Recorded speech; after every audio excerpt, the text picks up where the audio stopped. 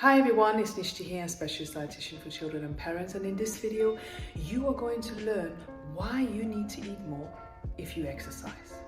Whether you're trying to lose weight, maintain weight, this video is for you. Now, I dedicate this video to one of my clients who has an eating disorder. She is in recovery though, and she asked me, why do I need to eat more when I exercise? Apparently on TikTok there's a lot of information saying you shouldn't be eating more when you exercise. So I'm going to debunk that myth today with backing it up with a lot of science. So join me and I'll explain everything you need to know. Hi everyone, let's talk about the number one thing. Number one is insulin sensitivity. I've just come back from the gym, and I know because I've done a lot of strength training today.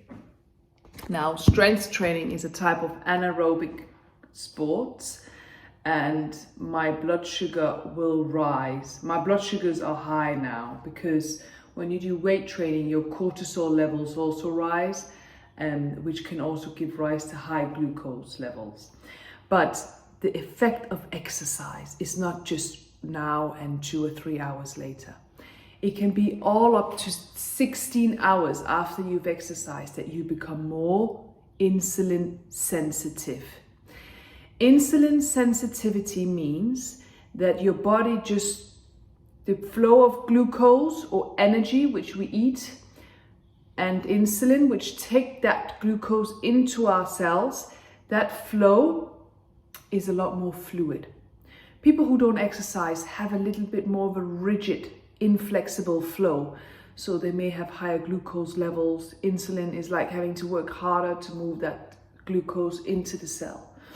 But when you exercise, the flow is a lot more fluid.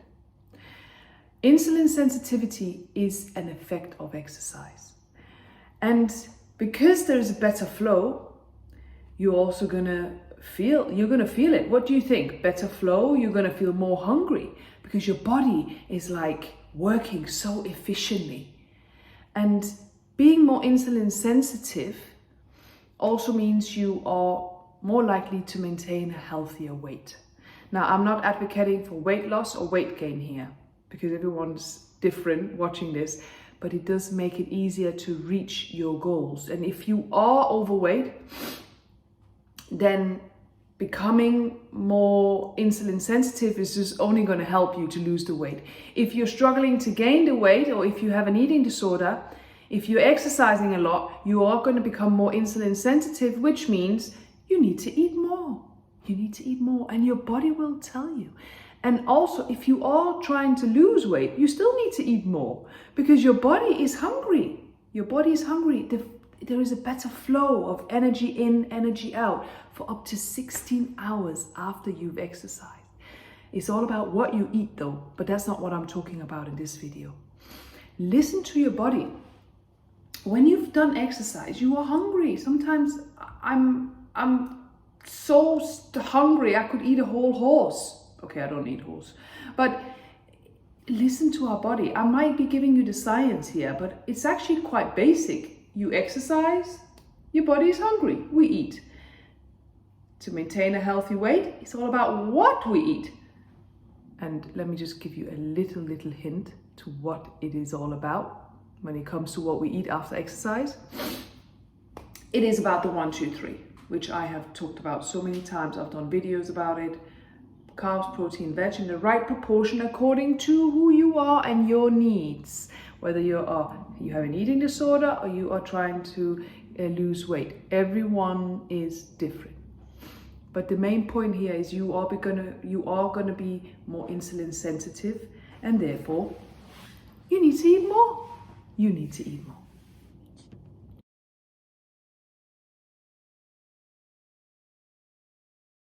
Number 2, we have glycogen stores in our body, and we have them in our liver, in our muscles. And glycogen stores are like energy stores. And when we exercise, our body uses these stores to make sure that we don't have a hypo or low blood sugar. People who have type 1 diabetes, who are insulin dependent, who inject themselves, because I work with type 1 diabetics, and that's where I started my career, and it just gave me a whole other appreciation for my body and what it does without me having to even think about it. And even in the night, your body is using these glycogen stores to make sure your blood sugars are leveled. Someone with type 1 diabetes could potentially die if they do not have insulin coming through in the sense of a pump, or if they're injecting insulin. What I'm trying to say is glycogen stores release energy in times when we're not eating. And when we exercise, we're not eating. Where do you think the body is getting energy from? From your glycogen stores and from the previous meal you just had. And when you exercise, so remember the number one thing I said is you're more insulin sensitive. So your body, like that flow of glucose and glycogen stores and insulin is just working so wonderfully. Your glycogen stores are going to be depleted when you exercise. And if you don't refill your glycogen stores, you're going to be hungry. And I think of it like, imagine me watering my lawn, and I have a water can and I'm watering it. At some point I have to fill it up in order to continue watering my lawn.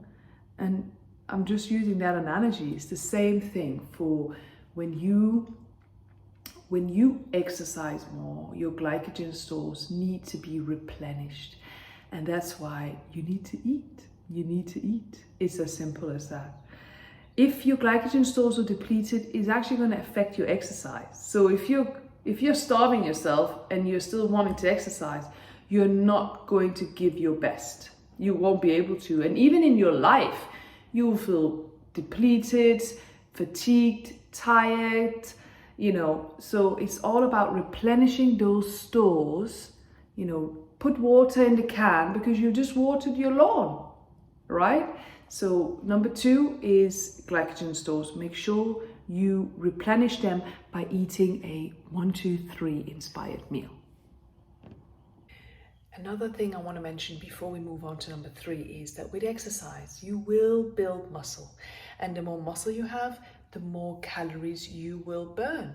So you must eat more to compensate for that calorie expenditure.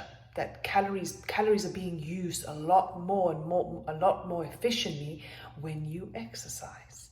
So if you're trying to lose weight, and whether you have an eating disorder and you're trying to gain weight but still exercise because you're now at a healthier weight perhaps, you must eat more. Anyone who exercises must eat more, but it's about what you eat. It's always about what you eat.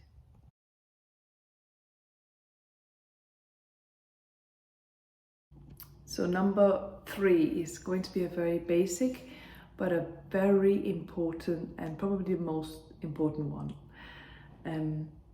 When it comes to, I'm a mindfulness teacher, and I will always bring in a bit of mindfulness because we can know all the science, glycogen stores, insulin sensitivity, we can all know that intellectually. But if we really go back to basics, our body tells us everything we need to know. If we actually tune in and listen, it will tell us. Children are greatest teachers of how to be mindful eaters. They eat when they're hungry, they stop when they're full. When they've been out playing, they will come back and eat the house out. Some days they're not hungry, they don't have an appetite. Parents panic, oh, my child is not eating 3 meals today. It's okay, they will make up for it another day. Children are our greatest teachers of how to eat properly. So I encourage you, watching this, that if you're hungry, it's because you're hungry. Like if you tune in and you feel hungry, you must eat. If you are not hungry, then don't eat, right? It's always a little bit different. If someone is watching this who has an eating disorder, it's always a little bit different with people trying to restore weight if they have a very unhealthy BMI, right? So, health is a very complex topic. and therefore it has to be individualized. So this video, I really hope, just gives you an overview. But it's pretty basic. And, you know, I asked one of my colleagues, do you have some great literature on